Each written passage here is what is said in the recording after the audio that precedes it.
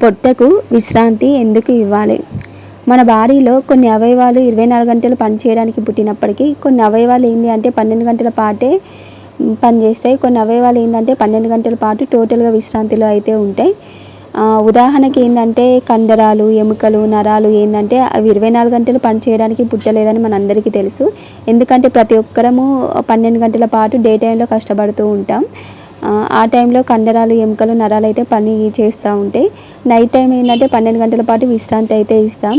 అంటే అప్పుడు కండరాలు, నరాలు, ఎముకలు విశ్రాంతి స్థితిలో ఉండి చాలా రిలాక్స్డ్గా అయ్యి మళ్ళీ ఇంకా బలాన్ని పుంజుకొని ఉదయం లేవగానే మళ్ళీ ఎనర్జెటిక్గా, చురుకుగా అయితే యాక్టివ్గా పని అయితే చేసుకోగలుగుతారు.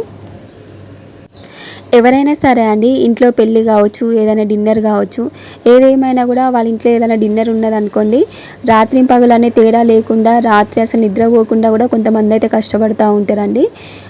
బాడీకి 24 గంటలు పని అయితే పెడతారు. పెళ్ళి అయిపోయిన తర్వాత 2-3 రోజుల పాటు మళ్ళీ బాడీకి టోటల్గా విశ్రాంతి అయితే ఇస్తారండి.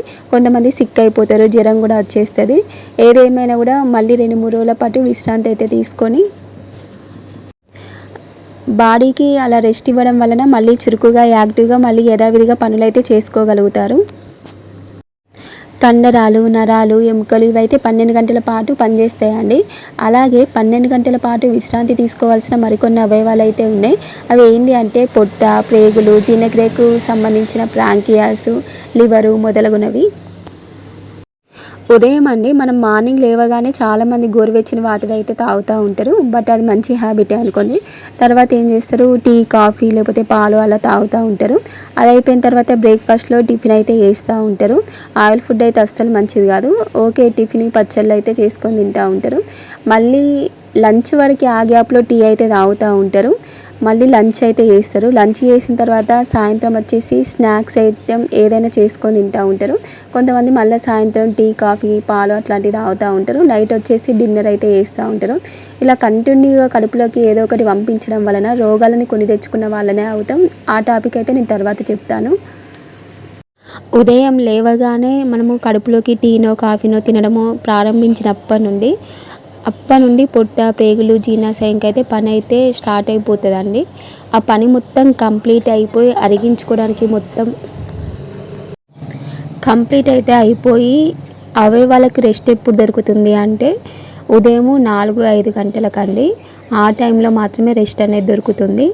ఎందుకంటే మనం రాత్రులు లేట్గా తింటాం. 8, 9, 10ంటికి తినేసరికి అవయవాళ్ళకు రెస్ట్ దొరికే టైం మాత్రం ఉదయం 4-5 గంటలకండి. ఒకవేళ ఆ టైంలో చాలామంది నిద్రలోనే ఉంటారు. ఒకవేళ ఆ టైంలో లేచినా కూడా కడుపులోకి ఏదో ఒకటి పంపించాలని ప్రతి ఒక్కరికి అనిపిస్తుంది. ఏదో ఒకటి తినాలని అయితే అనిపిస్తుంది.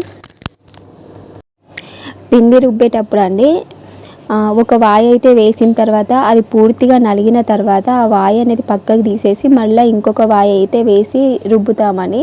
అంతేగాని నలగకుండా ఆ వాయి అనేది పూర్తిగా నలగక ముందే ఇంకొక వాయి అయితే వేయము. మన దగ్గరకు వచ్చేసరికి ఏమవుతుందంటే వాయి మీద వాయి వేసినట్టే మన పొట్టలకు కూడా అసలు తిన్నది మొత్తం పూర్తిగా అరగక ముందే లంచ్, డిన్నరు, స్నాక్స్ అని కంటిన్యూగా పంపిస్తున్నామండి. అలా పంపించడం వలన పొట్ట అరిగించుకోవడమే సరిపోతుంది. అవే వాళ్ళకి అసలు రెస్ట్ అనేది దొరకకుండా 24 గంటలు పనిచేస్తూనే ఉండి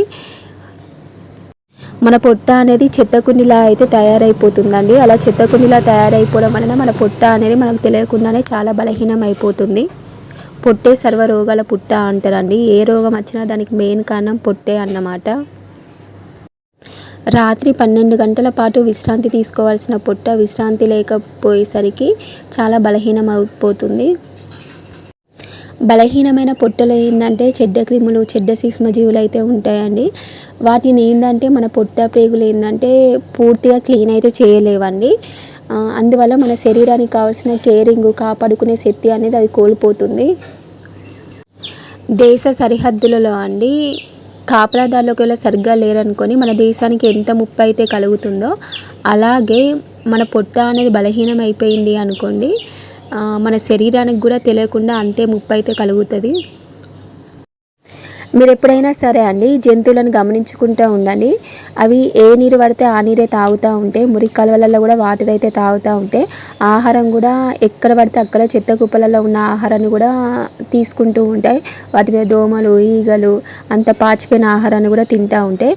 అయినా కూడా ఏ జంతువు కూడా జ్వరము, దగ్గు, జలుబు, విరోచనాలు, వాంతులు, అజీర్ణము, వైరస్ జ్వరాలు అలాంటివి రావండి. ఒకవేళ ఇన్ కేస్ వాటికి వచ్చినా కూడా అవి మనలాగా పారాసిటమాల్ వేసుకోవడము, హాస్పిటల్కి వెళ్ళి టాబ్లెట్లు తెచ్చుకోవడము, గ్లూకోజ్ ఎక్కించుకోవడము అట్లాంటివి అయితే ఏం చేయమండి. వాటికి అవే న్యాచురల్గా తగ్గిపోతాయి. ఎందుకు అంటే వాటి పొట్ట లివర్ అనేది బలంగా ఉండి వాటి శరీరాన్ని అయితే కాపాడుతాయండి. అంతేకాదు మీరు ఎప్పుడన్నా అబ్జర్వ్ చేయండి, చాలా జంతువులకి కాళ్ళు ఇరుగుతూ ఉంటాయి, చేతులు ఇరుగుతూ ఉంటాయి, అయినా పరిగెత్తుతూ ఉంటే వాటికి అవే సెట్ అయిపోతే మళ్ళీ న్యాచురల్గా నడుస్తూనే ఉంటాయండి. మన తీరు ఎన్ని ట్రీట్మెంట్లు తీసుకున్నా కూడా మన బాడీకి అనేవి సెట్ అవ్వని సందర్భాలు చాలా ఉంటాయి. బట్ జంతువులకు మాత్రం అలా ఉండదండి. ఎందుకంటే అవి 12 గంటల పాటు తింటే 12 గంటల పాటు విశ్రాంతి తీసుకుంటాయి. అదే మెయిన్ రీజన్. మనం ఏంటంటే కూరగాయలు కానీ పండ్లు కానీ మంచిగా అన్నీ క్లీన్ చేసుకొని వండుకొని అయితే ఆహారంగా తీసుకుంటామండి. అయినా కూడా మనకైతే చాలా రోగాలు అయితే వస్తున్నాయి, అనారోగ్య సమస్యలు అయితే వెంటాడుతున్నాయి.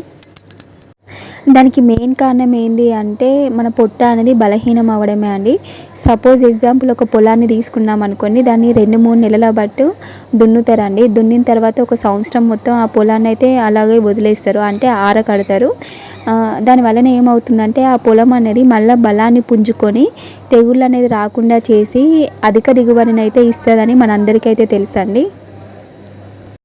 అయితే మన పొట్ట దగ్గరకు వచ్చేసరికి ఏంటంటే పొట్ట ప్రేగులకి రెస్ట్ ఇవ్వడం అనేది ఎవరికి తెలియదు. మన పొట్టను కూడా అలాగే ఆరకట్టాలండి. అంటే పొట్టను ఒక్కొక్కసారి మార్చాలి, ఆరోగ్యాన్ని కాపాడుకోవాలి, రోగాలు రావద్దు అంటే అప్పుడప్పుడు పొట్టని మార్చాలి. అడుక్కు తినే వాళ్ళండి చాలా ఆరోగ్యంగా బలంగా గట్టిగా అయితే ఉంటారు. అడుక్కునే వాళ్ళకి 60 కూరలు అంటారు. వాళ్ళకి ఏంటంటే దొరికినప్పుడు ఎక్కువగానే దొరుకుతుందండి. వాళ్ళు తిన్నప్పుడు విపరీతంగా తింటారు, దొరికినప్పుడు చాలాసార్లు కడుపునైతే మారుస్తారండి. వాళ్ళకి తెలియకుండానే వాళ్ళ పొట్టకి ఎక్కువగా విశ్రాంతినిచ్చి వాళ్ళ పొట్ట అనేది బలంగా తయారయ్యేటట్టు వాళ్ళే చేసుకుంటారు. అంటే వాళ్ళకి తెలియకుండానే వాళ్ళ పొట్ట అనేది చాలా బలంగా అయితే తయారవుతుంది. దానికి కారణం ఏంటంటే వాళ్ళకి తిండి దొరికినప్పుడు వాళ్ళు పొట్టని ఖాళీగా ఉంచడమే.